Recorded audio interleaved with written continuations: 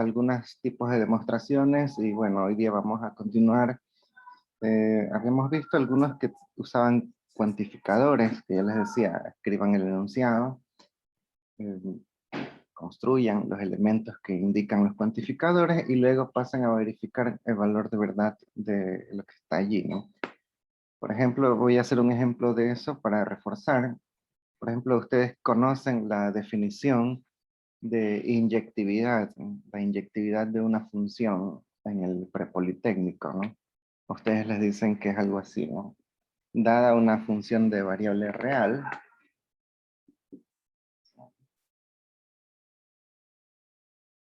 les dice una f es inyectiva,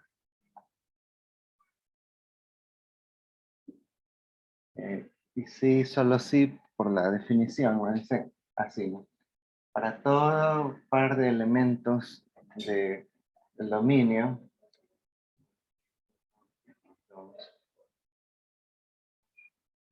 se dice que es inyectiva, sí, solo sí, para todo par de elementos del dominio, la función evaluada en x1 es igual a la función evaluada en x2. Entonces, eso implica, ¿no? Que x1 es igual a x2.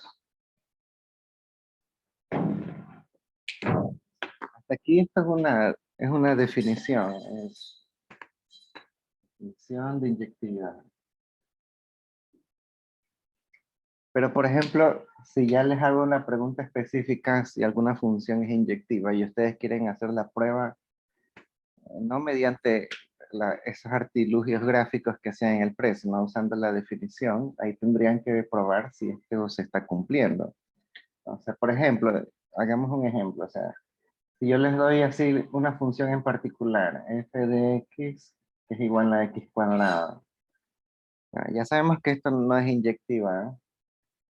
Pero hagámoslo mediante la prueba, ¿ya? O sea, verificando estas condiciones. Sí. ¿Cómo saber si x al cuadrado es inyectivo o no? Bueno, habría que ver si esta función cumple con la definición. ¿Ya? Y la definición dice que para cualquier par de números del dominio, esto de aquí implica lo de acá. Entonces, ¿yo qué necesitaría hacer? Necesitaría, como les dije en la clase anterior, mantener la calma, escribir el enunciado, ya en mi problema, que sería algo así, ¿no? Para cualquier par de números en el dominio, la función sería así, ¿no? El x1 al cuadrado es igual a x2 al cuadrado, debería implicar que x1 es igual a x2. ¿Ya? Supongamos que no sabemos, o sea, nosotros sabemos que esto no es inyectiva, ¿no?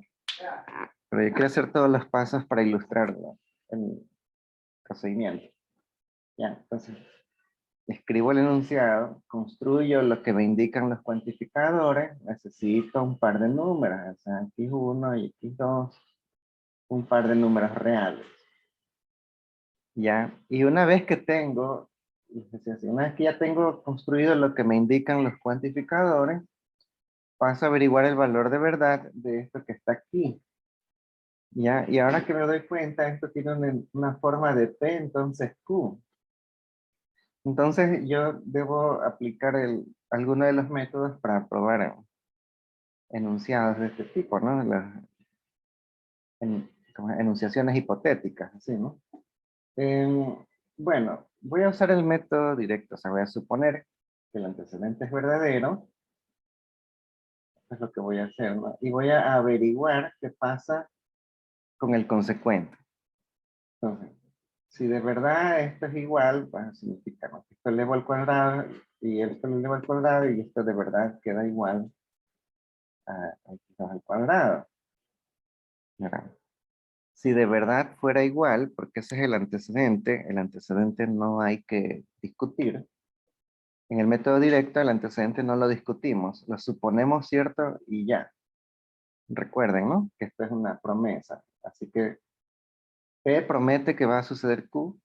Así que lo que dice P lo tomamos por cierto y vamos a ver si cumple o no cumple, ¿no? Entonces, P en el antecedente afirma que esto es cierto, pues eso es cierto.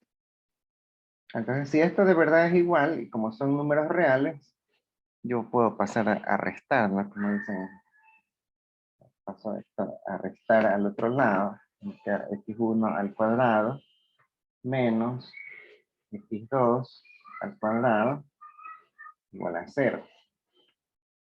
¿Sí? Y como son números reales, esto aquí yo lo podría descomponer. Esta es una diferencia de cuadrados, si se dan cuenta. Entonces esto me lleva a, descomponiéndolo así, ¿no? x1 menos x2 más x1 más x2 es igual a 0. Entonces miren cómo hay dos posibles soluciones. ¿Sí?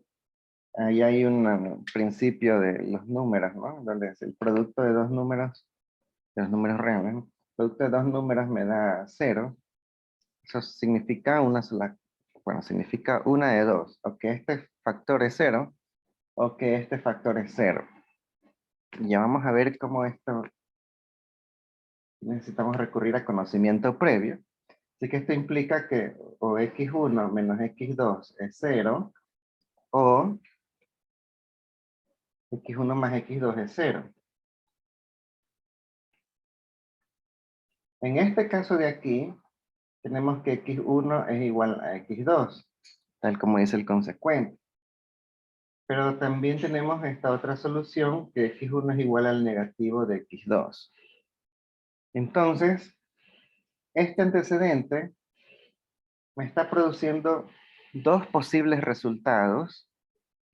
Y yo quiero saber, ahora que ustedes me digan la conclusión, ¿esto se está cumpliendo o no? O sea, ¿esto me está implicando lo de aquí? ¿O no? De acuerdo a lo que está aquí.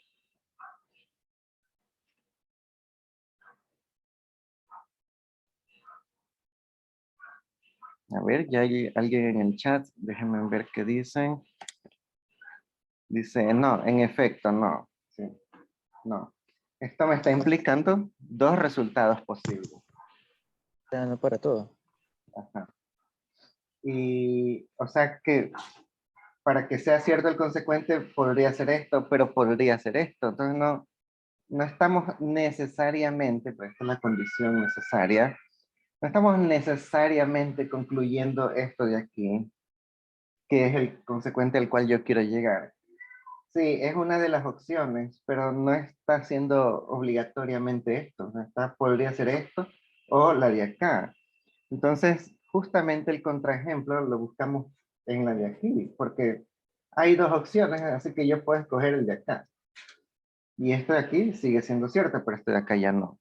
¿Sí? Entonces, yo lo que me doy cuenta que necesito para probar que esto es falso, un contraejemplo, necesito este caso. Necesito dos números que sean igualitos, pero el uno sea el negativo del otro. ¿Sí? Cualquier número. Por ejemplo, 2 y menos 2. Cojo 2 y menos 2 y cumple el antecedente, porque 2 al cuadrado es 4 y menos 2 al cuadrado es 4. ¿Sí? Pero no me cumple el consecuente porque 2 no es igual a menos 2. Entonces tengo el verdadero implica falso y todo es falso. ¿Sí? Entonces, bueno, esta cosa aquí me interesa. Aquí hay un principio que hemos utilizado.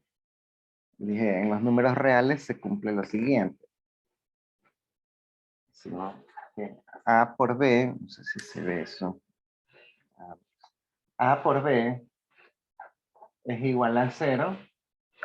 Entonces, A es 0 o B es 0.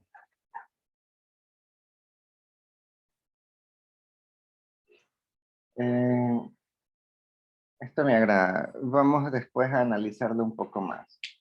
Ok, pero mientras tanto, quisiera saber si tienen alguna pregunta, ¿no? O sea, he querido poner esto como refuerzo porque ustedes ven al inicio en álgebra lineal un montón de demostraciones o pruebas que hay que hacer de enunciados que tienen cuantificadores.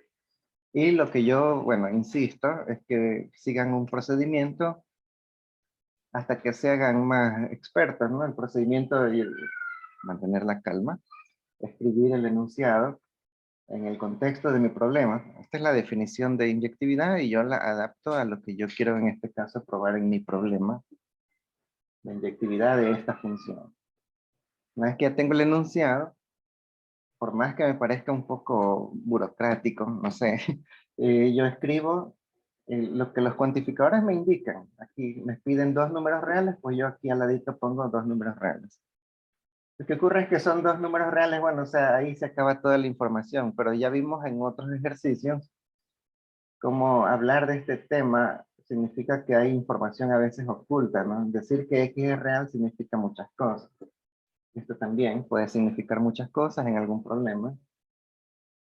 Pero luego, una vez que ya tengo lo que los cuantificadores me indican, verifico el valor de verdad de lo que está aquí. Y aquí es en la parte que viene con mucha variación. O sea, aquí, por ejemplo, justamente puse este ejemplo porque aquí viene un enunciado de tipo así, hipotético, ¿no? P entonces Q. En otros ejemplos, en las cerraduras preguntan si tal cosa pertenece a tal conjunto. O pueden preguntar muchas cosas, ¿no? En conmutatividad preguntan si tal cosa es igual a otra cosa, en asociatividad también, así, etc. Entonces, pero dependiendo del enunciado, existe un tipo de demostración. Y esto, entre otras cosas, me ha llevado a usar conocimiento previo. En este caso, ya necesitaba saber esta es una característica de los números reales, no solamente los reales, pero en particular de los reales. El producto de dos números de cero significa que uno de ellos es cero, o ambos, pero por lo menos uno de ellos es cero, porque hay una disyunción. ¿Sí? No sé si hay preguntas. Y ahorita me voy a concentrar en otros tipos de problemas. A ver, voy a dejar eso ahí, porque ya mismo vamos a ver eso.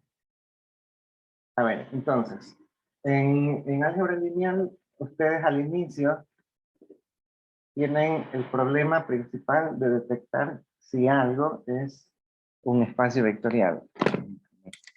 ¿Ah? Voy a hacer un diagrama.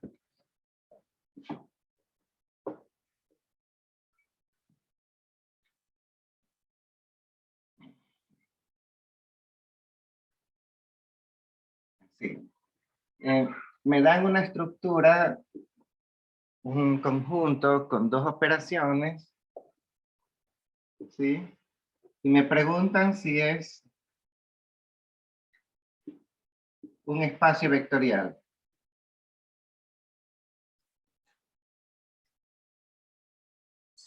Y puede ser sí o no.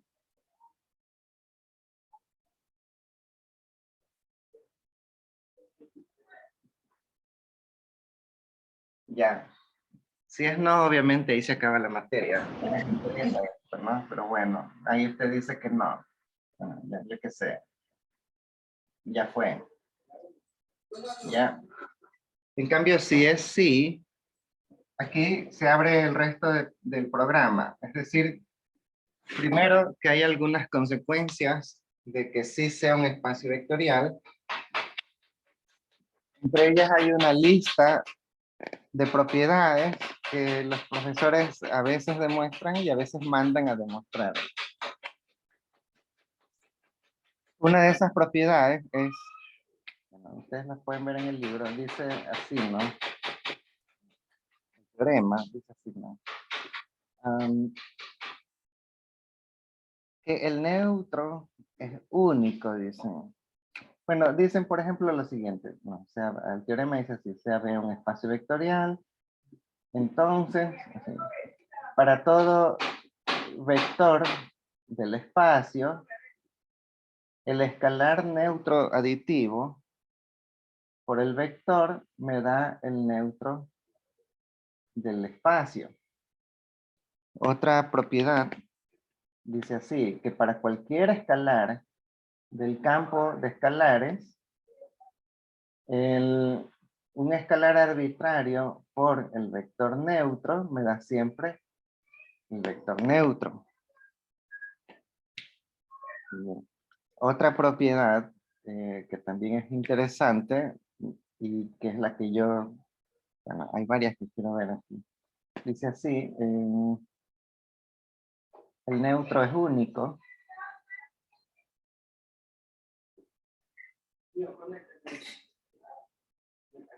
Y otra que dice así, dice, para todo escalar del campo y para todo vector del espacio, si el escalar por el vector me da el neutro, entonces sucede una de las dos cosas. O el escalar es el cero o el vector es el neutro. Entonces quiero llamar la atención a la estructura que es un P, entonces, Q o R, tal como esta que está acá. Por eso la puse aquí al ladito, ¿no? Nosotros conocemos ya este tipo de enunciados de P, entonces Q o R. Tienen un cierto modo, una cierta estrategia para demostrarse. Y hoy la vamos a ver, ¿ya? Pero antes de llegar aquí, vamos a ver con todos estos de aquí. Por ejemplo, me dice en el primerito, que yo creo que la mayoría ya los ha visto hacer en clase, o sea, ¿cómo podemos probar que para cualquier vector, 0 por vector es el neutro del espacio? ¿Sí? Entonces, yo no sé quién empezó y quién se dio cuenta del truco, pero alguien se dio cuenta. Y voy a poner el tren de razonamientos aquí al ladito, ¿no? Pero alguien se dio cuenta de los, o sea, digan, sea 0 el cero aditivo del campo, ¿no? El cero aditivo del campo. Ya, eso es como decir, es lo que sabemos de esta ecuación, conocemos este cero. Lo voy a multiplicar por b, pero antes de eso, o sea, si 0 es el cero aditivo del campo, ¿qué pasa si yo le sumo 0, se lo sumo a 0? En el campo de escalares, esto es siempre 0. ¿Sí?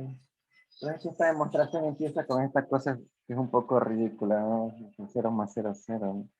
No sé si recuerdan el 0, ¿no? Eh, recuerden que el 0 es un título, ¿sí? Ahorita estoy representándolo así, pero se trata de, no sé qué elemento sea, pero es el que funciona como 0, tal como vimos en la clase pasada.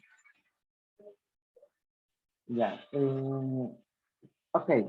Ahora, tengo esta igualdad a ambos lados. 0 más 0 igual a 0. Voy a multiplicar, porque son dos escalares, a ambos lados por un vector arbitrario del espacio. Necesito un vector cualquiera. Así que a este escalar lo multiplico por b y aquí lo multiplico por b. O sea, esa es una propiedad de las igualdades, ¿no? Si esto es igual a esto, entonces puedo multiplicar a ambos lados, bueno, y debería mantenerse la igualdad. ¿Sí? Lo multiplico por un elemento a ambos lados y debería mantenerse la igualdad. Entonces obtengo esto. Ahora, aquí empieza el asunto. Esta es una suma de escalares y este es el producto escalar por vector. Esto es distributivo, ¿ya? Pero miren, es distributivo respecto a la suma de escalares, como sabemos en un espacio vectorial. Y aquí es donde viene el asunto. O sea, puedo distribuirlo así, 0 por b, y aquí este más ya se vuelve el más del espacio, 0 por b, y acá me queda el 0 por b. ¿Sí? Ahora, pero ¿por qué yo digo que es distributivo? Eso es distributivo dentro de un espacio vectorial. Sí, entonces por eso es que yo necesito, o sea, que ustedes aprendan a ubicarse, como decir, en el universo en donde estamos trabajando, ¿no? Como cuando ustedes le dicen, no, que en el universo de Marvel, ustedes dicen, el martillo de Thor lo levanta solo el que es digno. Entonces, ese es un teorema. Es un teorema en el universo de Marvel. O sea, esa cosa no vale en el universo, yo qué sé, en el universo de Harry Potter, porque es otra cosa completamente distinta, que nada que ver. Sí, bueno, aquí estamos en el universo de los espacios vectoriales, por eso le he puesto el diagrama. Si no se cumple, o sea, esta parte, aquí se muere la materia. ¿Ve? Álgebra lineal se trata del estudio de espacios vectoriales. Pero si algo sí es un espacio vectorial, entonces estas cosas se deben cumplir. ¿Sí? En este universo, en este ámbito del álgebra, estas cosas se deben cumplir. Entonces, por eso, como yo sé que es un espacio vectorial, pues estoy en la rama en donde sí es, entonces yo sí puedo aplicar las propiedades de un espacio vectorial. Aquí no las debo probar, aquí las debo utilizar, porque ya sé, en esta rama de aquí, ya sé que se cumplen, porque sí es un espacio vectorial. Entonces yo puedo distribuir, si ustedes quieren dicen ahí, ¿no? Por la distribución. Bueno, algunos autores dicen que esto no debería llamarse distribución o distributividad, no sé cuál. Bueno, en todo caso lo voy a llamar así. Aquí. Ok, ahora sí. De ahí viene el asunto. Yo no puedo decir que esto de aquí me va a dar el vector neutro. O sea, porque eso se supone que es lo que yo debo demostrar. Y yo cómo sé que esto me da el neutro, como dice aquí. Yo tengo que demostrar eso. ¿Sí? Entonces, digamos, esto de aquí me va a dar un vector que yo no sé qué es. Todavía no sé qué es. Pero es un vector. Porque es escalar por vector, sabemos que me da vector. Así que esto me da un vector. Es la misma expresión aquí, aquí, aquí. Así que es el mismo vector. Ya. No sé qué vector es. Pero yo sí sé cualquier vector que esto sea, y que todavía no conozco, debe tener de ley un inverso aditivo. Entonces yo pongo aquí en mi argumento, pero no sé qué es esto, pero esto de aquí, tiene un inverso aditivo. ¿Y cómo sé que tiene? Porque estoy en la rama en donde sí es un espacio vectorial. Y en un espacio vectorial sí hay inversos, como dice la propiedad, cada elemento tiene un inverso aditivo. Así que yo sí puedo asegurar esto de aquí. Entonces, digamos que yo se lo sumo a ambos lados este inverso. No sé quién es, pero sé que existe. Así que yo lo voy a buscar en el espacio, lo saco de donde sea que esté y lo sumo a ambos lados. Vamos a llamarlo así, no sea una estrellita allí, un asterisco. El inverso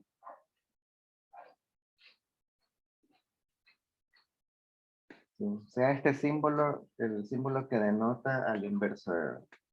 Ya, entonces se lo sumo a ambos lados. Voy a ponerlo así. Tengo esta expresión.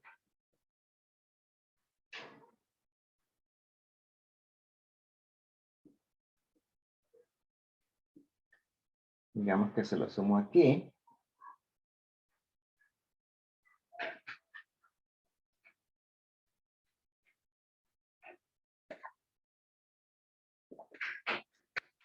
Qué lío, ¿no? Pero ahora sí, sumar un elemento con su inverso aditivo, ahora sí yo puedo asegurar que es el neutro. Porque eso en cambio es una propiedad del espacio vectorial. Si usted suma un elemento con su inverso aditivo, obtiene el neutro.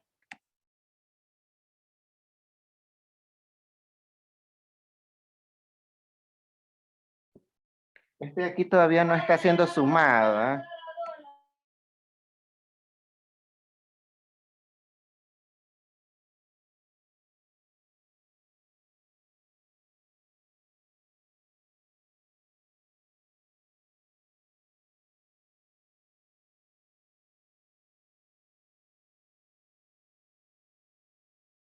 Pero puedo aplicar la asociatividad. Tengo un vector más vector y está aquí, ¿no? Yo puedo romper el paréntesis y agrupar estos dos por la asociatividad. Voy a poner aquí, por la asociatividad paso de aquí a aquí. Vamos a hacer asociatividad. Puedo hacerlo, asociatividad, asociativa, ¿sí? Ahora sí, estoy de nuevo sumando un vector con su inverso. Y esto ya me da el neutro. Entonces tengo esta cosa que no sabía qué es, ¿no? 0 por b más el neutro de b es igual al neutro de b. Pero el neutro, por ser el neutro, no afecta a cualquier vector que sea. Esa es una propiedad de los espacios vectoriales. Entonces, cualquiera que sea este vector más el neutro no afecta a este vector y me queda 0 por el vector. Y acá de este lado me queda neutro, pero esta ya es, ahora sí, la demostración de que 0 por vector me da el neutro del espacio. Entonces, he hecho la demostración de esto de aquí. Yo sé que al inicio, o sea, a mí me sucedió cuando yo era estudiante, que no entendía, o sea, que no es obvio que 0 por el vector. Como les expliqué en la clase pasada, no es tan obvio. O sea, es obvio en los reales, es obvio en los complejos, es obvio porque esos son los números con los que nosotros, los números con los que siempre hemos trabajado. Entonces, obviamente, obvio, sí, nos parece obvio, sí. Pero no es obvio en otros campos raros o en unos espacios raros que hay. Y ya vimos un ejemplo en la semana pasada, un campo escalar que ni siquiera tenía números, tenía símbolos, y a pesar de ello había un neutro, ¿no? Este cero aditivo del campo, por ejemplo, es un título, yo les dije, por si acaso, no se olviden, no se trata siempre del número cero. En los reales es el cero. Pero en campos raros como el campo de estrellita, círculo, no sé cuánto que les dije en la clase anterior, el cero aditivo es un título que se le da a un elemento que actúa como un cero, aunque no parezca cero. ¿Sí? Entonces, por eso es que no es tan evidente. O sea, porque yo no sé, aquí está este cero, pero yo debo tener en claro que es el cero aditivo del campo y vaya uno a saber qué campo será y qué cero será. Y así mismo, este es un espacio vectorial y yo qué sé qué espacio será. Pueden ser matrices, polinomios, funciones, yo qué sé, números reales, Rn, complejos. O sea, estoy haciendo una demostración general para cualquier cosa que sea un espacio vectorial. ¿Sí? Pues estamos en la rama de, aquí sí es un espacio vectorial. Entonces, sí, en un espacio vectorial se cumple esto. Por eso es que ustedes, voy a mostrarle ahorita un ejemplo del deber, en cambio. A ver, vamos a ver, que había una cosa interesante. Déjenme ver por aquí. Se me perdió. Así, por aquí está. Subespacio.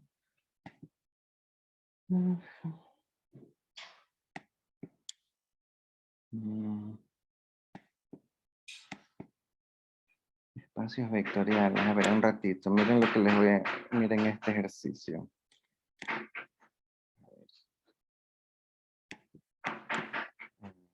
Voy a proyectar. Ya, este es el deber de...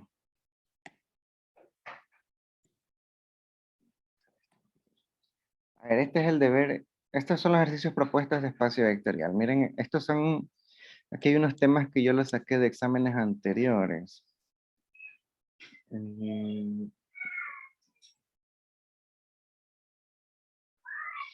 A ver.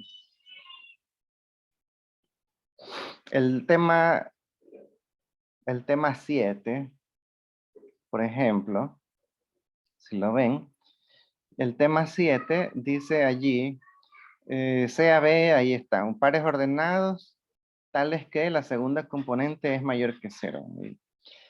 Dice, es un espacio vectorial con las siguientes operaciones, ahí están esas operaciones. Entonces, cuando usted lee eso en un examen, usted debe primerito interiorizar el hecho de que eso sí es un espacio vectorial.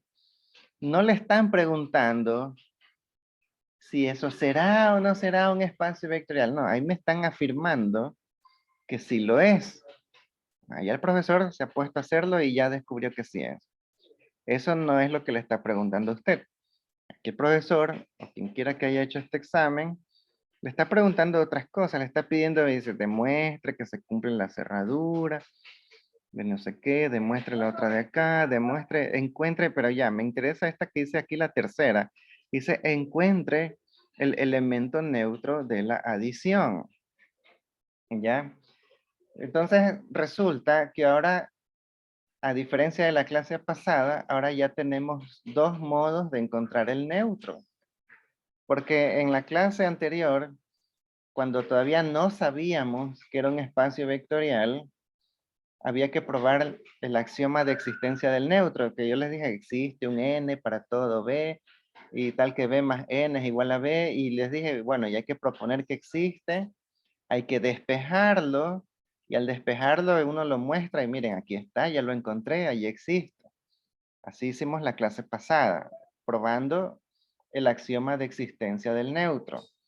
Pero de acuerdo a lo que acabamos de demostrar en la pizarra, ahora cómo salgo de esta compartir. Aquí está, ya. De acuerdo a lo que sabemos ahora, en caso de que sí sea, este es un modo de encontrar el neutro. Tomo cualquier vector, lo multiplico por el cero del campo y obtengo el neutro. ¿Sí ven? Ese es otro modo de encontrar el neutro. Pero este modo funciona cuando estamos seguros de que es un espacio vectorial. Si todavía estábamos, si en la semana pasada estábamos aquí, todavía no sabíamos si era o no era, y había que probar propiedades y luego decidir si era un espacio, si no era un espacio. Entonces, aquí encontrar el neutro es otra historia. Si yo estoy en un problema aquí, encontrar el neutro significa probar el axioma, el del neutro, ¿no? Ya ustedes conocen el axioma. O sea, existe un neutro en B para todos los vectores en B, ¿sí? Tal que B más neutro es igual a B. Eso es lo que hicimos en la clase pasada. ¿Sí? Pero cuando ya sabemos que sí es, tenemos este teorema que nos facilita encontrar el neutro. Entonces, ojo, porque eso obviamente facilita. Entonces ustedes ven en el examen un problema como el que les mostré, el tema 7 de aquí. Entonces ustedes lo que tienen que decir, ah, pero aquí es un espacio vectorial. Entonces, como sí es un espacio vectorial, podemos encontrar el neutro ya con el teorema. Ya no necesito andar con el cuantificador, que existe el neutro para todo B, no sé qué, ni sé cuantito, ¿no? Ustedes dicen, no, pues aquí, en esa operación de multiplicación que dice K, el escalar K por el par ordenado AB, vamos a tomar el escalar 0, ¿sí? Porque recuerden, si no me dicen quién es el campo, yo supongo que el campo es real. Lo reemplazo en esa expresión y me debe salir el neutro de ley. ¿Sí? Ya ustedes lo reemplazan. K igual a 0 en esa expresión. A ver, yo lo voy a reemplazar en la pizarra. Y ahí les muestro, ¿no? A eso lo dejo ahí proyectado.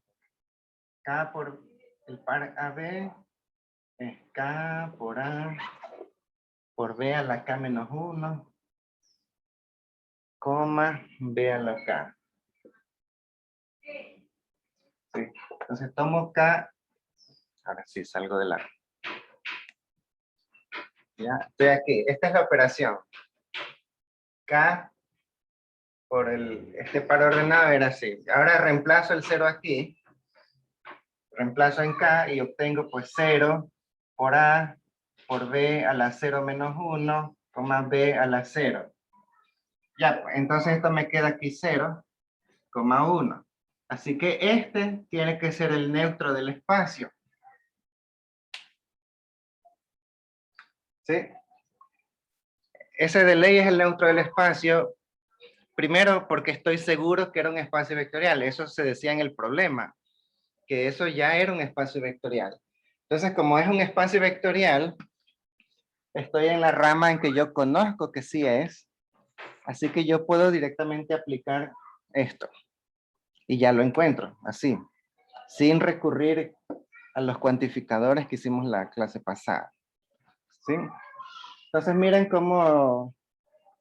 Sí, 0 por b es el neutro, ¿sí? No necesariamente el neutro es un vector lleno de ceros, ahí hay un vector que no es el vector lleno de ceros, porque las operaciones eran raras también allí, ¿no? Entonces, bueno, esas son las cosas que cuando uno ya va estructurando los teoremas, le facilita el trabajo en álgebra. Ok, vamos a ver, a seguir un poco. Me avisan si hay preguntas. ¿Eh? Este de aquí, que dice ahora cualquier escalar por el neutro, también está fácil. Claro que el de aquí, el primerito empezaba así, ¿no? 0 más 0 igual a 0. Y este empieza con el neutro, en cambio. Neutro más neutro igual a neutro. Yo sé que ustedes están jovencillos. A ver, déjenme ver qué hay en el chat. Aquí están que escriben. El neutro es único, pero el inverso no. Claro, el inverso es uno para cada uno. ¿Por qué específicamente k igual a 0? Dice, pregunta alguien. Bueno, justamente necesitamos el cero del campo. El cero del campo, multiplicarlo por cualquier vector. Y eso me debe dar el neutro bajo la suposición de que sí es un espacio vectorial. Ahora, claro, la pregunta es, bueno, pero ¿por qué el cero es el cero del campo? Ya eso es un convenio que se hace en álgebra lineal. O sea, lo que les he mencionado. Sabemos que hay muchos campos y hay muchos campos rarísimos. Pero, como les decía en la clase anterior, se va a trabajar principalmente con los reales y en el segundo parcial con los complejos. En cierto capítulo hay que tratar un poco con complejos, pero principalmente con los reales. Entonces el convenio es el siguiente. Si no se les dice nada, ustedes van a trabajar en campo real. Y solamente si les dicen en el ejercicio, ¿no? Que con campo complejo, que utilice los números complejos, o usted ve en el ejercicio que está ahí lleno de números complejos, ahí ya es otra cosa, ahí ya, bueno, usted dice, bueno, aquí hay que trabajar con los complejos, con el campo complejo. Pero eso es como decir un acuerdo por este curso. Mientras no se le especifique qué campo trabaja, usted va a suponer que es el campo de los números reales. Entonces, cuando se refiere a este cero aditivo del campo, se da el cero real. Y el cero real, pues ese sí es el cero. Entonces, ese es porque alguien me preguntó, ¿no? Que ¿por qué específicamente el cero? Ahora, hay otra pregunta, dice, pero cuando ya sabemos que es un espacio, claro, ya se nos dice que posee el neutro, pero no nos dijeron cuál era el neutro. Justamente, bueno, ese es el examen, ¿no? Claro, en el tema 7, dice allí, ¿no? Ya sabemos que es un espacio vectorial, así que de ley sabemos que tiene un neutro, ¿sí? Simplemente me están pidiendo, bueno, encuéntrelo, o sea, ya sabes que tiene, pero ¿cuál es? ¿Sí? O sea, nos están pidiendo que lo encontremos. Y justamente este tipo de ejercicios lo ponen para ver qué camino toma usted. Porque si usted toma el camino de la definición, significa que tal vez no estudió el teorema, ¿no? Hay dos formas, en esta rama hay dos formas de hallar el neutro. Una con la definición de neutro y otra con este teorema. El cero del campo por cualquier vector también me da neutro. Sí. A ver, y hay otra pregunta más. Ah, ya, sí está bien. Ok, entonces les decía, ¿no? 0 más 0 igual a 0. Ustedes están jóvenes, pero hace mucho tiempo había este presidente de la República, León Febres Cordero, que él, le preguntaron una vez, yo no me acuerdo de quién era, pero le preguntaron que sí, que mire su rival político, ni sé cuántito, se va a lanzar de candidato, y, y el presidente lo que le dijo, es un cero, dice, es un cero. Y el periodista le insiste, le dice, pero es que él no solamente se lanza él solo, sino que va con binomio de vicepresidente, se lanza con no sé qué personaje, y ese también es famoso, popular. Y León es ingeniero, ¿no? León Febres Cordero fue ingeniero mecánico, ¿no? Él les dijo así, no, pues 0 más 0 es igual a 0. Sí, así les dijo esto. Sí, así como que dijo, sí, no importa quién se lance y quién es el binomio. Son un par de ceros y si son ceros, ceros más ceros da 0. Entonces, bueno, ese es el minuto cultural de hoy día, nada más. Minuto histórico. Ahora, para el de aquí, alfa por neutro igual a neutro, uno empieza ahora sea el neutro, el vector cero, ¿no? Del espacio. Sí, yo quisiera que esto lo hagan ustedes, para que practiquen justo lo que yo hice con el de aquí. Ustedes lo hacen con el de acá, pero ustedes comienzan ahora con esto. Si este es el neutro, neutro más neutro es igual a neutro. Esto es cierto, porque si este es el neutro, no afecta al neutro. Así que el resultado debe ser el neutro. ¿Sí? También este es el mismo neutro. Neutro más neutro igual a neutro. Entonces, este es, se multiplica a ambos lados por un escalar y se hace toda la distribución. Así que yo les recomiendo, para que vayan perdiéndole el miedo a las demostraciones, yo hice esto, ustedes hacen esto. ¿Ya? Ahora, quiero probar, voy a pasar al siguiente. Esto de aquí, que me parece interesante. Esto pertenece a una clase de teoremas que se llama unicidad. Esta frase a veces aparece en varias materias de matemáticas.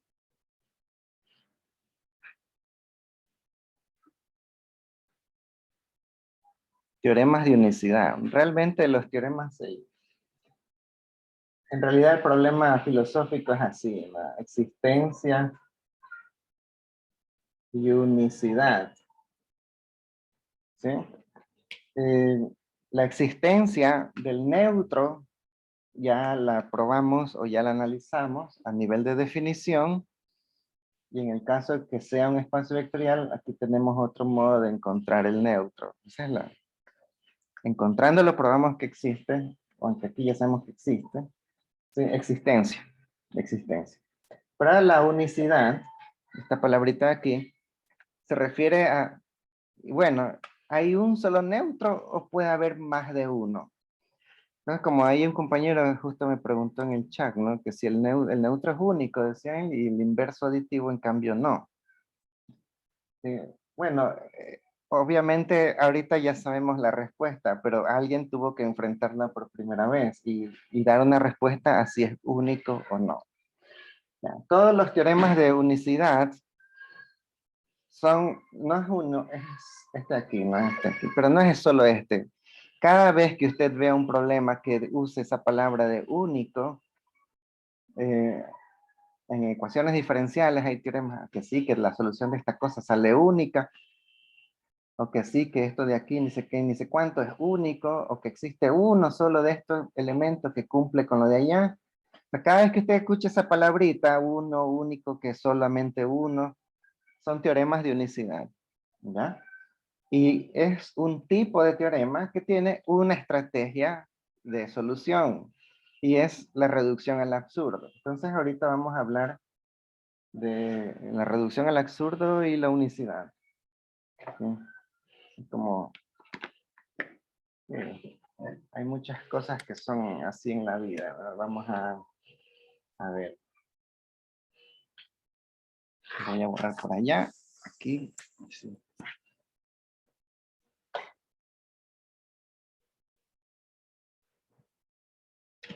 Teoremas de unicidad se resuelven siempre con la reducción al absurdo o contradicción. ¿Qué es el método de contradicción? Es suponer lo contrario de lo que nosotros queremos demostrar y llegar a un absurdo.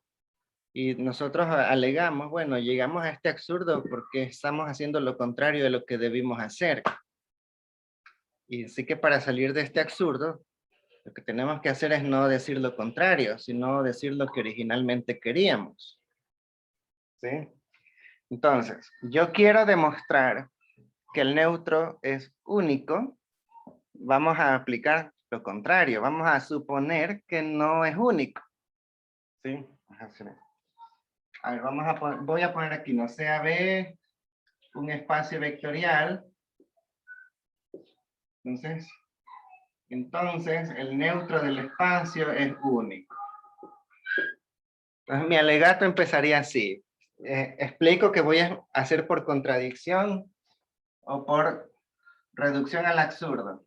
Ajá, por reducción al absurdo, sea N1 y N2, dos neutros,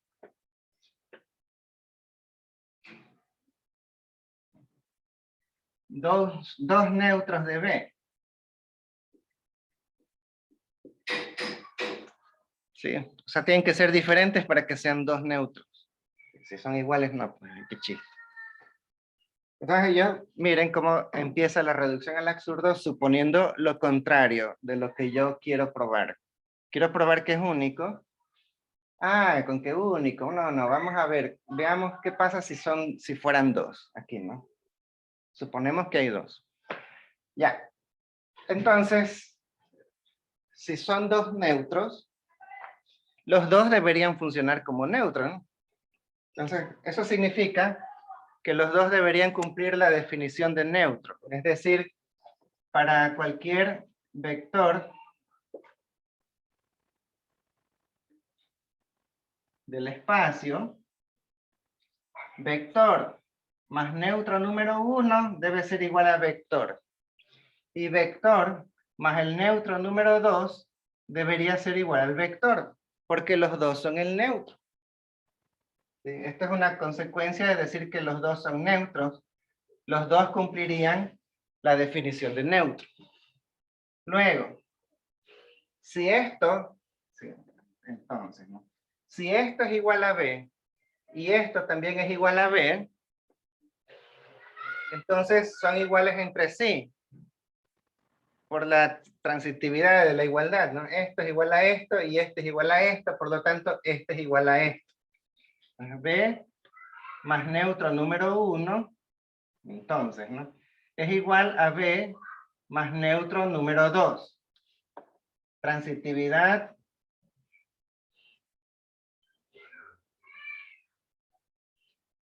del operador igual, de la relación igualdad. ¿Sí? Entonces, esto, si de verdad ambas son iguales a B, entonces son iguales entre sí, es lo que estoy diciendo aquí. ¿Ya?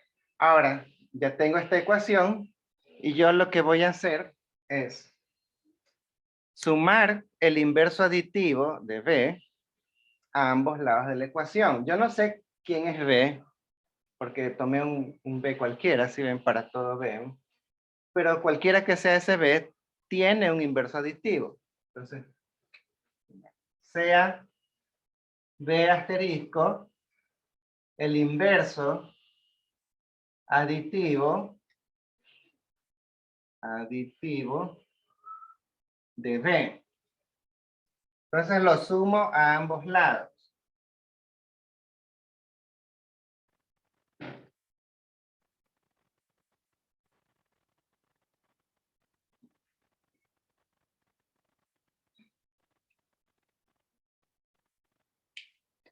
¿Por qué podemos hacer eso? Recuerden que estamos en la rama de que sí es un espacio vectorial. Y sabemos que en un espacio vectorial todo vector tiene un inverso. Así que cualquiera que sea B tiene un inverso. Y lo vamos a llamar B asterisco. Una vez que ya tengo esto aquí, voy a borrar esto. En un momento vuelvo. A ver, entonces, una vez que ya tengo esto aquí, podemos aplicar la asociatividad. Vamos a hacer la asociatividad. Rompemos estos paréntesis y agrupamos así, ¿no? Asociativo. Entonces ahora tengo un vector más su inverso. Aquí también un vector más su inverso. ¿Y eso qué me da? Me da el neutro. ¿Cuál neutro? Pues cualquiera. Total, hay dos neutros. ¿Sí? No sé, el neutro que usted quiera. Puede ser el N1 o el N2 o si quiere otro neutro más. Total, sumar un vector con su inverso debe darme el neutro. Así que digamos que uso el N1. Entonces N1 más N1 es igual a N1 más N2. ¿Sí? Pero si este es el neutro, no afecta al N1. Entonces me queda N1. Y si este es el neutro, no afecta a N2. Así que esto me queda N2. Entonces llego a esta es contradicción.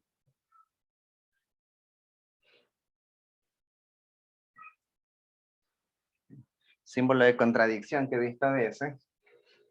Esta es una contradicción porque nosotros empezamos nuestro alegato suponiendo que hay dos neutros distintos. Y a pesar de que hay dos neutros distintos, desarrollamos, si de verdad son neutros, debería cumplir todo esto. Pero llegan a que son iguales. Estamos aquí en una contradicción. O sea, ¿cómo es la cosa? ¿Son distintos o son iguales? Esa es la contradicción. Entonces, en este momento, bueno, lo que ponen a veces simplemente aquí, ¿no? Contradicción. O el símbolo de contradicción, así. Las flechas ahí opuestas. ¿Y eso qué quiere decir? En el método de reducción al absurdo, significa que la suposición inicial es falsa y la contraria es la correcta. Es decir, empezamos suponiendo que habían dos neutros distintos, eso es lo falso. Y por lo tanto, lo opuesto es lo correcto, es decir, que solo hay un neutro. Contradicción, por lo tanto, aquí el neutro es único.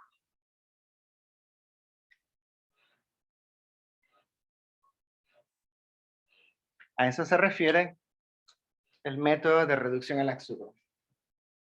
Ahora, no es que funciona solamente con teoremas de unicidad, pero sí, casi siempre usted ve un teorema de unicidad, lo más probable es que el mejor modo de resolverlo sea con el método de reducción al absurdo. ¿Sí? Pero métodos de reducción al absurdo se usan en muchas otras cosas también. ¿Sí? No sé, es como de ustedes, a ver, déjenme ver qué hay en el chat. Ya no hay nada nuevo. Ya, entonces, digamos, es como cuando ustedes tienen ahí el novio, la novia, yo qué sé, y les dice, viene la chica y le dice al novio, es que tú me engañas con otra. O les dice algo así, ¿no? Y ya uno ya sabe que ya, F, ¿no? Ya empezó una pelea de la que es difícil escapar. Entonces, digamos que el muchacho va a aplicar el método de reducción al absurdo. Entonces el muchacho le va a decir, a ver, tú me acusas de tener otra, o sea, más de una novia, ¿no? Y él defiende que no, que ella es la única, la unicidad de la novia, ¿no? Entonces el muchacho va a proceder por reducción al absurdo y le va a decir, a ver, supongamos que fuera cierto, supongamos que tuviera de verdad dos novias. Sí, no parece una buena estrategia, la verdad, pero supongamos, ya, esa es la reducción al absurdo. Entonces el chico va a decir, si de verdad tuviera dos novias, entonces yo tendría que dedicarle tiempo a las dos, significa que tengo que ir al cine con la una y al cine con la otra, y tengo que llevarla a comer a una y llevar a comer a otra, y tengo que pasear con una y pasear con ella, tengo que visitar a la casa a una y a la otra, y tengo que tener el doble de tiempo, pero yo me la paso estudiando en la SPOL y no tengo tiempo. Entonces, ¿de dónde saco el tiempo para otra? Bueno, digamos, no me parece muy convincente. Pero ese es el alegato, o sea, la idea de la reducción al absurdo es como decir, supongamos que lo que dices fuera cierto, ¿sí? Para tratar de demostrar que no es así, ¿sí? Queremos probar que es único, empezamos nuestro alegato diciendo que no, vamos a suponer que no es único, ¿no? Y deberíamos, eso sí, llegar a la contradicción. Si no llegamos a la contradicción, ya no sirve. O sea, si no llegamos a una contradicción, entonces no podemos descartar lo de aquí. Esto lo estamos descartando, que hay más de uno, hay más de un neutro, porque al desarrollar esto llegamos a una evidente contradicción. Es como que, ¿son distintos o son iguales? Eso es una contradicción. ¿Sí? Entonces ahí sí, significa descartamos esto.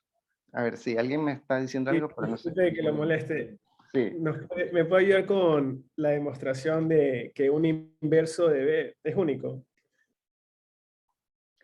sea, por ejemplo, ese es un caso, ya dice la palabrita único, es un caso para el método de reducción al absurdo. Vamos a ver. Claro, es que el inverso, el neutro es único, es en el sentido universal de hay un solo neutro en todo el espacio. En cambio, lo que está mencionando el compañero, el inverso es único. No se trata de un inverso para todos, sino que cada vector tiene un inverso, pero cada vector tiene un solo inverso, no tiene más. ¿Sí? Ustedes saben, en los números reales, El el enunciado inverso dice, por si acaso, sea B un vector fijo de un espacio vectorial. Eso no cambia, ¿no? claro, sí, es un vector fijo. Por ejemplo, si yo lo fijo a 5, el inverso es único, es este de aquí, en los reales. ¿No? No hay otro inverso aditivo para esto. Si yo lo fijo a un número cualquiera, en los números reales, este es el inverso. No hay otro. Esa es la parte de eso, pero hablemos ahora de vectores, no de números. Entonces sí, si tenemos un vector B fijo, podemos, y se afirma que tiene un solo inverso, procedamos por reducción al absurdo. A ver, vamos a hacerlo aquí mismo.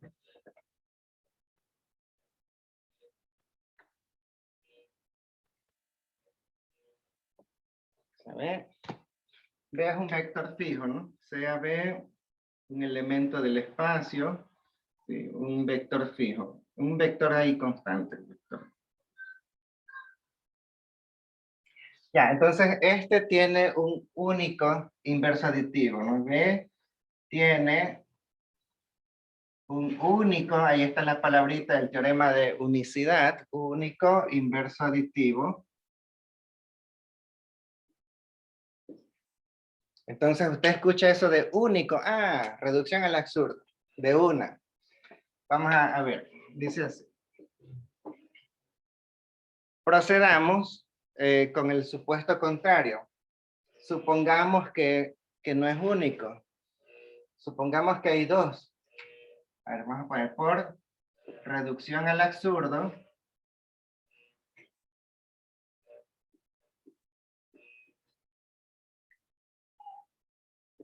Sea B', sean, y B2' o B asterisco, dos inversos aditivos de B. Obviamente los queremos distintos, ¿no? B' distintos a B asterisco. Ya. Esa es nuestra suposición contraria a un teorema de unicidad. Hay más de uno. Ya con dos es suficiente para negar que sea uno, ¿no? Ok. Si de verdad esto es, vamos a ponerlo así, ¿no? Si B' de verdad es un inverso aditivo, entonces B' más el B me debe dar el neutro. Y si de verdad B asterisco es otro inverso, entonces al sumarlo, B asterisco con el B, me debe dar el neutro. Luego, otra vez, en este caso, por la transitividad de la igualdad, ¿no? Esto es igual al neutro y el neutro es igual a esto, entonces esto es igual a esto. Por lo tanto, B' más B es igual a B asterisco más B.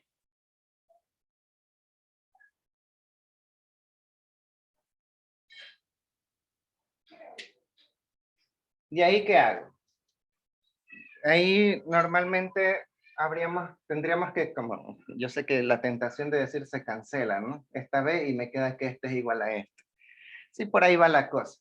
Pero vamos a hacerlo chévere. O sea, tendríamos que sumar el inverso aditivo a B, sí, ya sé que está ahí, pero sumémoslos de nuevo, digamos al lado derecho, así. Y usted dirá, pero ¿qué inverso aditivo le sumo? Cualquiera. Hay dos, elija uno. Por ejemplo, el B'. Eso sí, se lo sumo a ambos lados, ¿no? Para no alterar la igualdad. Entonces se supone que es así. Si tomo la igualdad de aquí y le sumo el B' a ambos lados. ¿Sí? Por asociatividad puedo destruir estos paréntesis y asociar así.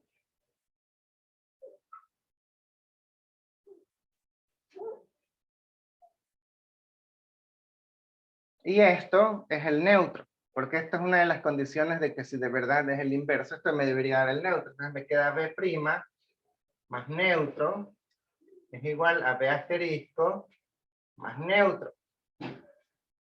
Pero el neutro no afecta al vector, así que cualquier cosa que se sume con el neutro no es modificado por el neutro. Entonces, neutro más B' me queda B'. Y B asterisco más neutro me queda B asterisco. ¿Cómo es la cosa? ¿Son distintos o son iguales? Contradicción. Lo que quiere decir que el supuesto inicial estaba equivocado y lo contrario es lo correcto. O sea que B tiene solo un inverso. ¿Sí? Porque el suponer que tenía dos me llevó a que en realidad eran iguales, lo que deja en que sea uno. Si son iguales, son el mismo inverso. ¿Sí? No sé si quedó claro más o menos el método. Claro, estamos en un teorema sencillo de unicidad, ¿no? Pero la idea es esa, o sea, queremos probar que algo es único, pues suponemos que hay dos.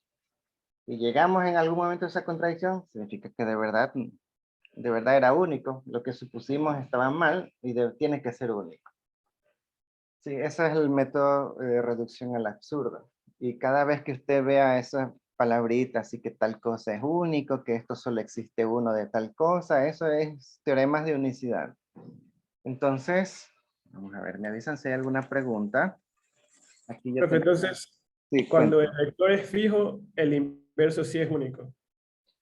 Claro, o sea, el teorema realmente dice que cada vector tiene su inverso, o sea, cada vector tiene un solo inverso, pero no es el mismo inverso para todos. ¿Sí? Eso lo vimos también en la clase pasada con el orden de los cuantificadores, ¿no? Cuando está así, a ver, aquí está eso. Cuando está así significa que hay uno para todos, pero en el inverso es así, ¿no? Para todo B existe un inverso. Tal que B más el inverso es el neutro. ¿Sabe qué dice? Para todos existe al menos uno. Sí, así. O sea, cada uno tiene uno, así es como se lee, pero no es el mismo para todos. Acá sí, en este orden de cuantificadores sí es el mismo, uno para todos. Y acá cada uno tiene uno, así como leemos el orden en estos cuantificadores. Entonces sí, pero si lo dejamos fijo, ese solo tiene uno solo. O sea, si ya no hablamos de todos, sino de uno solo, como ahí decía un vector fijo, ese sí tiene uno solo. ¿Sí? Y eso ocurre, como les hice el ejemplo con los números reales, también ocurre con los números reales, ¿no? Si tengo, o hablemos de espacios vectoriales, a ver, hablemos de las matrices de 2 por 2.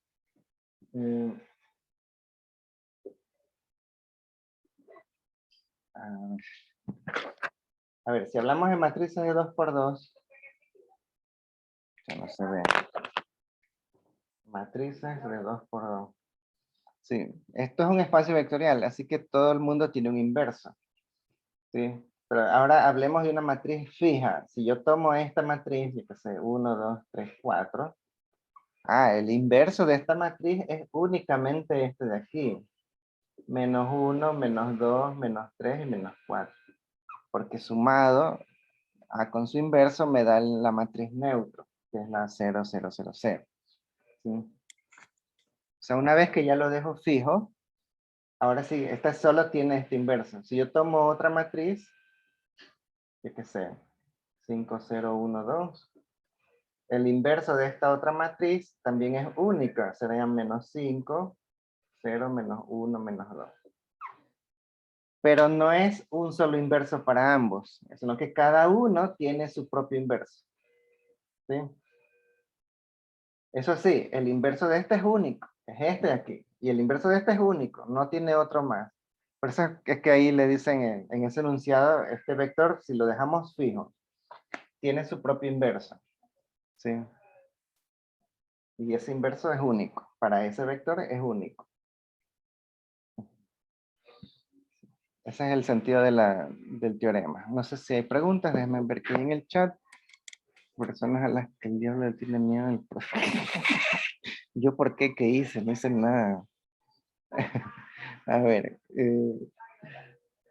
Teoremas de unicidad, entonces los resolvemos con reducción al absurdo. Vamos con otro tipo de teorema, que justamente, a ver, pero recuerden que aquí había una lista, ¿no? Yo ya hice algunos. Puse que 0 por b es el neutro. Escalar por neutro es el neutro. Ya probamos que el neutro es único. Ahorita probamos que dado un vector fijo, su inverso es único. Ya está este de aquí. Miren, dice escalar por vector es igual a neutro. Entonces, este es el que quiero llegar. El escalar es el 0 o el vector es el neutro. Ya. Y esto tiene una forma de este tipo, ¿no? P, entonces Q o R.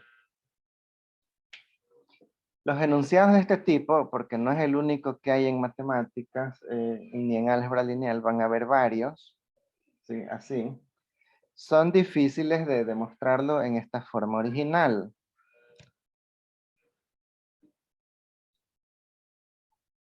Pero vamos a usar una identidad que se aprende en lógica allá en el prepolitécnico, que es la de aquí. Que P implica QR es equivalente a P y no Q, entonces R. Por si acaso, el operador más fuerte aquí es el entonces, o sea, es así, ¿no? Esto implica esto, es equivalente a decir esto implica esto. Entonces, miren que esto tiene esta forma. Entonces, lo que les estoy indicando es que esto de aquí es difícil probarlo así, pero se simplifica un poco llevándolo a esta forma de acá. Entonces, llevemos este enunciado a esta forma de acá, ¿sí? ¿Qué pasa si yo lo llevo al P y no Q, entonces R? Yo tendría que este enunciado sería el siguiente. Alfa por B es igual a neutro. Este es y la negación de Q, que sería la negación de esto. Alfa es distinto de 0. Así. Entonces, el R, entonces el vector es el neutro. Así es más fácil. Ya. Entonces vamos a suponer, aquí simplemente aplicamos el método directo. Vamos a suponer el antecedente verdadero. Y si el antecedente es verdadero, significa, como aquí es una conjunción, miren, ¿no? Como ustedes hacen en el pre. Suponer el antecedente verdadero. Pero para que esto sea cierto, como esta es una conjunción, es suponer que esto es verdadero y suponer que esto es verdadero. ¿Sí? Ya, pero estos dibujos ya no los hacemos en álgebra, sino que uno dice, bueno, vamos a suponer, o sea, esto lo llevamos aquí. Ahora sí, esto es el antecedente. Y aquí normalmente uno dice, bueno, o sea, uno pone en alegato tipo así, ¿no? Si alfa por b es igual a neutro y el alfa no es el 0, ¿sí? Entonces, como el alfa no es el 0, alfa es el escalar, ¿no? Alfa es el escalar. ¿Qué pasaba en los campos? Que yo les mencioné la semana pasada. Que yo les decía, todos tienen un inverso aditivo, excepto el 0 del campo. ¿Sí? Si se acuerdan, la semana pasada yo les decía, yo quiero el inverso, perdón, el inverso multiplicativo. Si quiero el inverso multiplicativo de 5, ustedes saben que es un quinto. este inverso me da 1. Si ustedes quieren el inverso multiplicativo de 8, es un octavo, porque al operarlo en multiplicación obtengo el neutro multiplicativo, que es el 1. Pero yo les decía, en un campo escalar todos tienen un inverso multiplicativo excepto el 0, porque el 0, 1 sobre 0, no existe. ¿Sí? O sea, no está definido que es 1 sobre 0. Entonces, el 0 no tiene inverso multiplicativo. Pero al llevarlo a esta forma, estamos asegurando, porque ahora está en el antecedente, de que el escalar no es el 0. Entonces, si el escalar no es el 0, yo puedo asegurar, entonces, alfa tiene inverso multiplicativo.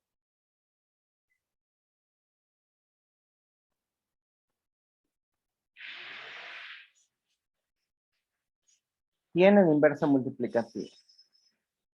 Llamémoslo 1 sobre alfa. Digamos 1 sobre alfa. Ya, entonces tenemos esta igualdad que es cierta porque está en el antecedente. ¿Sí?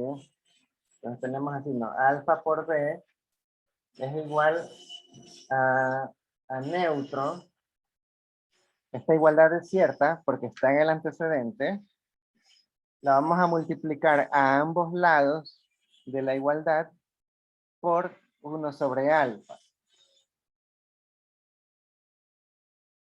1 sobre alfa. 1 sobre alfa.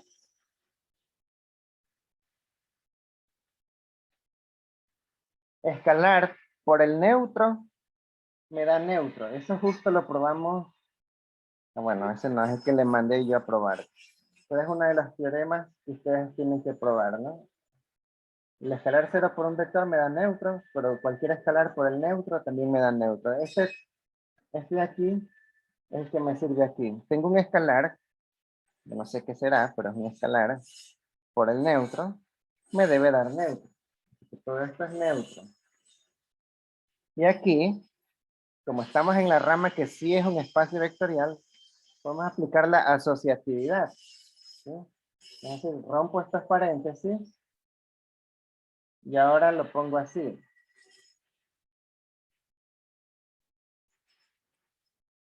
Y esta operación se convierte en producto de escalares, ¿no? Escalar 1 sobre alfa por alfa y por el vector me da igual a esto que es el neutro. ¿Sí? Pero 1 sobre alfa por alfa, ¿cuánto es? Es 1, porque es el inverso multiplicativo de alfa. ¿Sí? Alfa tiene un inverso multiplicativo, y porque alfa no era el 0, así que de ley lo tiene. No sé quién será, pero tiene. ¿Sí? Así que multiplicando alfa por su inverso multiplicativo, esto es 1. El neutro del producto. Entonces me queda 1 por B es igual a neutro. Pero en la última propiedad del espacio vectorial decía que 1 por B es B. Así que esto me queda que B es igual a neutro. Ahí está. 1 por B es igual a neutro, pero 1 por B es B. ¿Sí? Ese es el último axioma de los espacios. Así que me queda que B es neutro. Entonces, pero esto que está aquí es el consecuente. B es el neutro. ¿Sí ven? Entonces, hubiera sido un poco complicado demostrar este teorema de esta forma.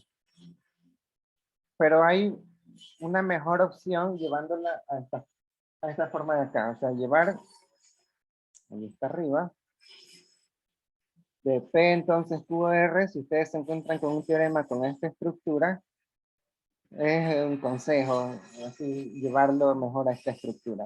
Ahora, ¿pero por qué? Porque como normalmente en el método directo uno supone verdadero el antecedente, pero aquí el antecedente tiene mucha más información. Y aquí el antecedente es solamente eso. En cambio aquí el antecedente es todo esto, y suponerlo verdadero significa que este es verdadero y este también es verdadero. Y ya hay bastante información. Y con eso es mucho más manejable y tratar de llegar al R, que es lo que hemos hecho aquí. Aquí la información que se nos agregó es que el alfa ya no era el 0. Y ya por eso tuvimos la opción, porque eso garantiza que tiene un inverso multiplicativo. Y que yo tomo ese inverso y lo multiplico a ambos lados de la igualdad, de esta igualdad, se cancela y me queda que B es el neutro. Y ese es el consecuente. No sé si hay preguntas o dudas, ¿no? No sé qué hay con las dudas.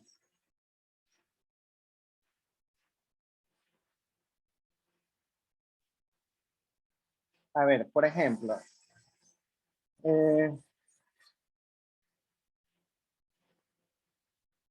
déjenme ver. ¿Por qué 1 sobre alfa? Así. Escalar por neutro, vectores, no. Sí, se concluye que es verdadero. ¿Sí?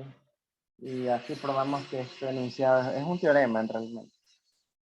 Ahora, este es un teorema que vale en espacios vectoriales, pues recuerden el diagrama de flujo. Estamos en la rama en donde sí es un espacio vectorial.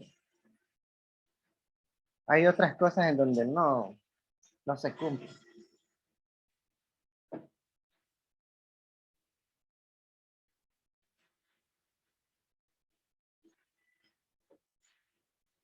Por ejemplo, en los números reales también se cumple, es lo que yo les puse aquí abajito. A por B igual a 0 implica que A es 0 o B es 0.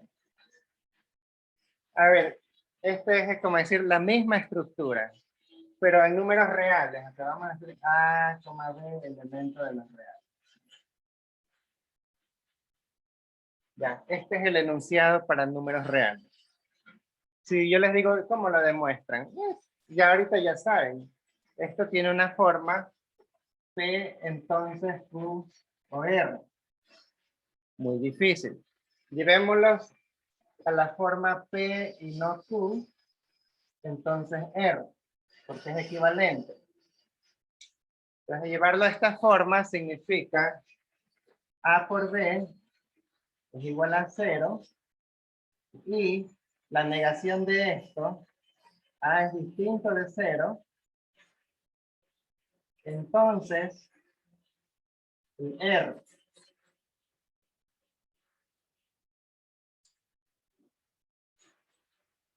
Como el antecedente lo vamos a suponer que es cierto, entonces te dicen A por B es igual a 0 y A es distinto de 0.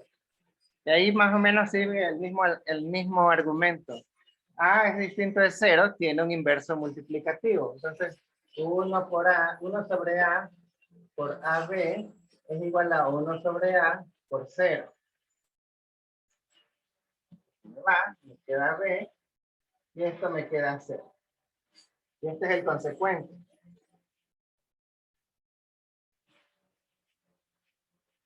Bien.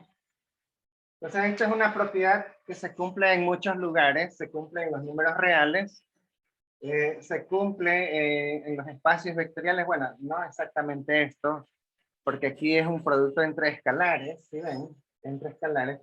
En cambio acá es la operación de vector por escalar, la que hicimos, ¿no?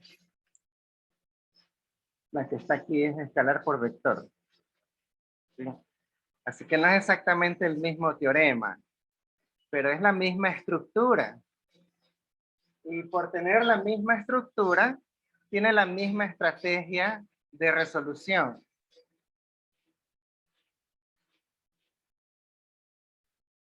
Ahora, no todos han visto todavía operaciones con subespacios, así que yo no voy a entrar a esa parte todavía, pero en esa parte hay un teorema muy parecido también. A ver, para los que sí lo han visto, dice así. Voy a borrar aquí ya.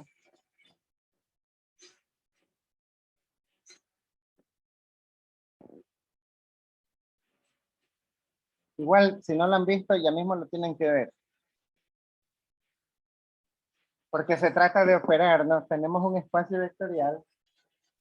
Vamos a poner un espacio vectorial. B. Y tenemos dos subespacios. ¿No? Subespacio H y algún subespacio W. ¿Ya? Miren lo que dice el teorema, dice así, ¿no? Sí. Sí. Si H unión W es un subespacio de B, entonces H está contenido en W o W está contenido en H. Si ven la estructura, P, entonces Q o R. Bueno, aquí el teorema empieza así, ¿no? Sea H y W por separado, así, son dos subespacios de B. Y aquí el teorema dice, la unión es un subespacio, entonces hay uno que debe estar dentro del otro. O H está dentro de W, o es W el que está dentro de H. Este teorema es un poco más complicado que los que hemos visto. Pero como tiene la misma estructura, o sea, ahorita no lo vamos a hacer porque falta todavía teoría para verlo. Pero como tiene la misma estructura, ustedes lo que no tienen que hacer es paniquearse. O sea, ustedes dicen, este es un P, entonces Q o R. Lo vamos a llevar al P y no Q, entonces R. O sea, es la misma estrategia. Entonces ustedes escriben P, H unión W es un subespacio. Y no Q. O sea, H no está en W.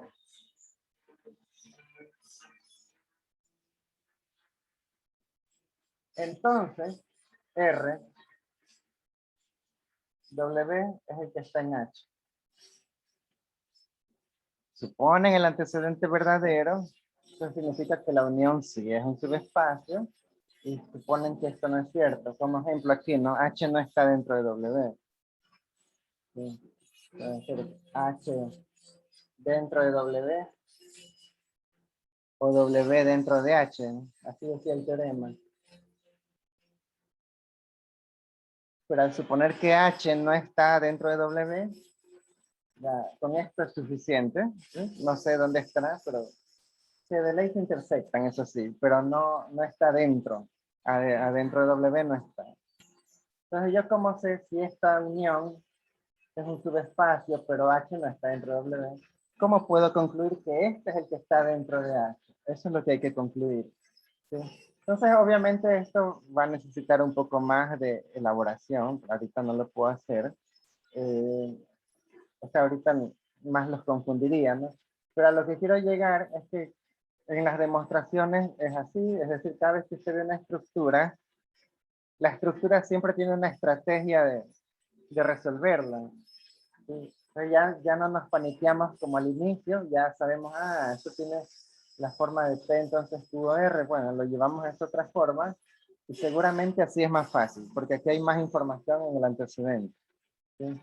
O sea, es esa la idea de las demostraciones. Al inicio, uno no sabe cómo demostrar, uno se puede asustar, pero conforme uno va haciendo, viendo cómo se hace y haciendo también uno, poco a poco le pierde el miedo y ya uno se enfrenta a estas cosas y ya no se asusta.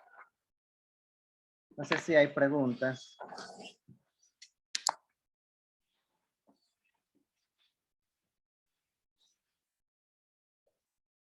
No sé si hay preguntas, me avisan. A ver, déjenme ver qué hay en el chat. En el chat, ya, todavía no hay nada nuevo. A ver, ya mismo creo que vamos a acabar un poco temprano esta clase. A ver, déjenme ver. Es que hay un libro que me ha influido bastante en la enseñanza de la matemática. No sé si a ustedes les gusta leer a mí sí me gusta leer, sino que ya ustedes saben, la Politécnica absorbe todo el tiempo y no deja mucho tiempo para leer. Aquí está, dice, El diablo de los números. En realidad es un libro de cuentos. O sea, es un libro para niños. Claro, habla de las matemáticas y todo, o sea, para traumarlos desde pequeño, ¿no? Pero habla en la parte de las demostraciones. Ahí está, dice que demostrar, ¿no? Bueno, este es el diablo de los números. Y este es el muchacho de escuela que no tiene nada que, como el típico muchacho de escuela. O sea, yo también en la escuela mi nota más baja era matemáticas. A pesar de que me gusta, mis notas más bajas eran en matemáticas. Y entonces, bueno, el diablo de los números le dice a él que, entre otras cosas, lo que yo les mencioné en la clase pasada, que está bien usar calculadora, porque aprender matemáticas no es hacer el cálculo. Aprender matemáticas es aprender estos principios que nos ayudan a tomar decisiones para resolver problemas. No es el sí, el ponerse a calcular, eso lo hace una calculadora, ¿sí? Pero con esto tomamos decisiones. Nosotros que vamos a ser ingenieros, economistas, estadísticos, o sea, nosotros tenemos que tomar decisiones más, que es más importante que decir ponernos a calcular ahí a mano algo, ¿sí? Bueno, pero bueno, este capítulo habla de las demostraciones. Entonces él decía, ¿no? Que demostrar es como querer cruzar un río. Entonces hay unas piedritas, hay un cocodrilo, una tabla, un pato, yo qué sé, una tortuga, ¿sí? Pero la idea es que tú quieres cruzar el río. Tú tienes que obviamente ir saltando de una piedra a otra piedra. Hay una piedra muy chiquita que tal vez ahí te caigas en el agua, ¿no? Eh, pero él decía así, cada piedra es una verdad fundamental que ha sido demostrada en siglos pasados por gente que obviamente son pilas, ¿no? Ha habido muchos matemáticos antes de nosotros y ellos han encontrado teoremas y han demostrado su validez. Y una vez que ha demostrado su validez, esa es una roca, una piedra que está ahí y es como decir un punto de apoyo firme. Es una verdad en la cual uno se puede apoyar para cruzar el río, ¿sí? Entonces, pero en el cuento dicen, ¿no? Hay algunas cosas que parecen ser firmes, como que hay una tabla con una rana, ¿quién se va a apoyar ahí? Una tabla, hay cosas que parecen ser firmes, pero no lo son. Entonces, sería un error apoyarse en eso que parece ser una verdad, pero no lo es. Entonces, nosotros en las demostraciones hacemos esto, porque cada vez que estamos aplicando algo, en algún momento tenemos que usar alguna verdad previa, algo que ya no es parte de álgebra lineal, ¿sí? En clases pasadas, a ver, creo que usé problemas de límites, había que usar algunas cosas que aprendimos en cálculo. Aquí tenemos que usar propiedades de los números reales, o que si las propiedades del determinante, esas cosas no es que las vimos ahorita, las aprendimos, bueno, supuestamente las aprendimos en el prepolitécnico, ¿sí? Pero esa es la idea, una vez que usted encuentra una verdad, puede dar el salto y pasar allí, y luego ponerse a buscar una nueva verdad hasta ver a dónde saltar, y de a poquito, hasta llegar, bueno, aquí al otro lado, pero en la vida real no hay un otro lado, simplemente hay una nueva verdad para seguir saltando, ¿no? Pero esa es la idea. Cuando uno hace una demostración, es la parte que yo les digo, uno debe conectar con conocimiento previo. Ese conocimiento previo se supone que ya fue demostrado y una vez que fue demostrado ya es una verdad y eso ya no nos preocupa a nosotros, ¿sí? Pero en algún momento uno se puede bloquear. Entonces el gran desafío de este tipo de problemas es ¿por qué estoy bloqueado? Estoy bloqueado porque no estudié y no estoy seguro de cuál era una verdad fundamental. O estoy bloqueado porque, bueno, porque se me acabaron las piedras, ya no voy a dar un salto porque me voy a caer al agua. Así que estoy bloqueado porque esto que me han puesto aquí es indemostrable. Es falso, diría yo. Entonces vamos a buscar un contraejemplo mejor, porque ya estoy bloqueado y ya significa que no se puede avanzar. Entonces esa es la cuestión con las demostraciones. Son complicadas, sí, pero son necesarias para poder uno tomar decisiones o defender el trabajo de uno y apoyarse en fundamentos sólidos, ¿no? Verdades fundamentales, verdades que han sido descubiertas y verdades que están por descubrir. Bueno, nosotros hacemos el ejercicio porque en realidad estas cosas están demostradas en el libro y hay muchas cosas que los profesores inventan y allí ellos las demuestran, pero son cosas pequeñas como para el examen, ¿sí? Pero la idea es que usted aprenda el proceso, porque ya cuando usted sea profesional, hay veces que usted tiene que tomar unas decisiones y un problema nunca visto. Pero no pasa nada, esas cosas pasan todos los días en el ejercicio de su profesión. Y simplemente usted tiene que tener el razonamiento lógico y decir, a ver, este paso sí lo puedo dar porque me estoy apoyando en conocimiento firme. Este paso de aquí, mejor no, porque aquí estoy dudando de algo. Entonces esas son las cosas que uno aprende con las demostraciones. Bueno, no sé si hay preguntas, me avisan. Yo por mi lado acabé mi material hoy día. A ver qué dicen.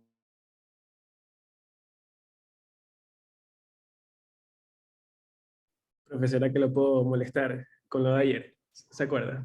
No me acuerdo. A ver, dicen en el chat. Que Le si voy a no, mandar una foto en Telegram. ¿Se acuerda lo que me dijo que había que sumar el inverso aditivo porque yo había restado dos vectores? pero ya lo hice, pues. Sí, pero mire que me estanqué de nuevo. Antes que se Lle- vaya. Llegó tarde. O como, a No, no, ver, yo estoy alguien, toda la hora, pero quería resolverlo de ayer. Si es que no hay nadie con preguntas, ahí. alguien en el chat dice que le va a regalar el libro a su hijo. Sí, está bien, es un buen libro. O sea, rompe con los esquemas. Yo desde que leí este libro le digo a la gente que haga polla y que saque calculadora. Que no quiero que pierdan el tiempo en esta parte, pero sí aprender los principios, ¿no? Que esa es la parte complicada. A ver, ¿qué más dice allí en el ejercicio 7 de la tarea? Ah, ya, es en la tarea esa que les mostré. Déjenme ver. Ejercicio 7. Dice, ajá, ya, por ejemplo, un compañero pregunta en el ejercicio 7 que está aquí, dice el inverso de 5,3. Y el compañero me está preguntando, ¿qué inverso? ¿El inverso aditivo o el multiplicativo? Bueno, ese par ordenado, 5,3, está en el espacio vectorial dado. No es un escalar, es un par ordenado, ¿sí? Así que este elemento proviene aquí de este conjunto de los pares ordenados con la segunda componente mayor que 0, está aquí. Y este es un espacio vectorial, ¿sí? Así que ustedes deben decir, en un espacio vectorial, ¿qué tipo de inverso es que hay? Entonces ustedes recuerdan, ven la lista de propiedades y en un espacio vectorial solo hay un inverso y es el aditivo. Entonces, sí, aquí cuando dice inverso de 5,3 se está refiriendo al inverso aditivo. El inverso multiplicativo existe, es en el campo de escalares, pero allá entre escalares. Este de aquí no es un escalar, así que el inverso de este sería solamente el inverso aditivo. A ver, déjenme ver que hay algo más en el chat por aquí. El chat. Eh, ya, sí es. Se refiere, es el contexto aquí de la pregunta. Se refiere, como este es un vector, pues se refiere al inverso aditivo. Sí. Ah, entonces, vamos a ver, déjame salir. Ya, entonces este teorema de acá, que en cambio que hicimos hace un ratito, que funciona con números reales. Por ejemplo, hay un lugar en donde no funciona, que son las matrices. Resulta que con las matrices,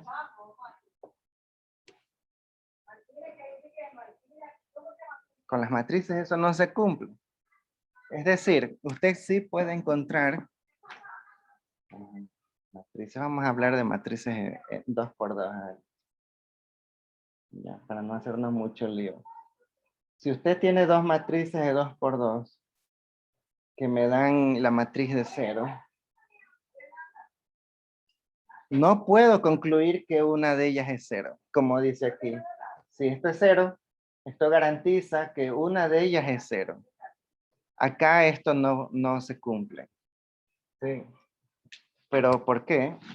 Porque esto, o sea, el conjunto de matrices con la suma de matrices y la multiplicación entre matrices, ojo, no matriz por escalar, sino multiplicación entre matrices, esto de aquí no es un campo. Y entre otras cosas que suceden en los campos, porque estas cosas suceden en los campos hay inversos para todo el mundo menos para el cero. Pues aquí ni siquiera sabemos si las matrices tienen inversos multiplicativos. ¿Sí? No todas las matrices son invertibles, y eso ya lo sabemos en el pre. Así que este conjunto no cumple los requerimientos para ser llamado un campo. Las matrices son un conjunto complicado, en parte por eso. Entonces esto de aquí no me garantiza que esto sea cero o que esto sea cero. Contraejemplo, déjenme ver si se me ocurre, pero creo que hay uno así. A ver.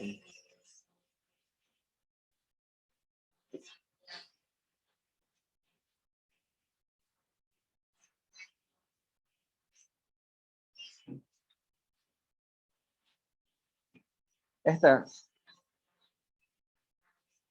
ven, a ver, combinación de columnas usando esto me da aquí 0, 0. Combinación de columnas me da 0, 0. Sí, ven, son dos matrices que no son la matriz 0 y me producen la matriz 0, el producto. ¿Sí? Entonces esto es importante en el sentido de que los teoremas tienen un contexto o un ámbito de aplicación. Esto se cumple en los campos, o por ejemplo en los reales, pero esto no es un campo. ¿Sí? Y el que vimos que se aplica en los espacios vectoriales. Ahora, las matrices, usted dirá, pero las matrices son un espacio vectorial. Sí, pero esto no son un campo. ¿Sí? Y esa es la cuestión con las estructuras algebraicas. Voy a borrar aquí. Perdón. Esto es un espacio vectorial. Con la suma de matrices, es la misma, pero el producto de matriz por escalar. ¿Sí? Al escalar por matriz. Ahora sí, esto sí es un espacio vectorial. Espacio vectorial. Pero para el campo necesitamos el producto, pero no de un elemento por un escalar, sino entre los mismos elementos. Este es el producto entre matrices. Y esto sí no me queda un campo. Sí hay un neutro del producto, que es la matriz identidad, pero no hay un inverso porque no toda matriz tiene un inverso multiplicativo.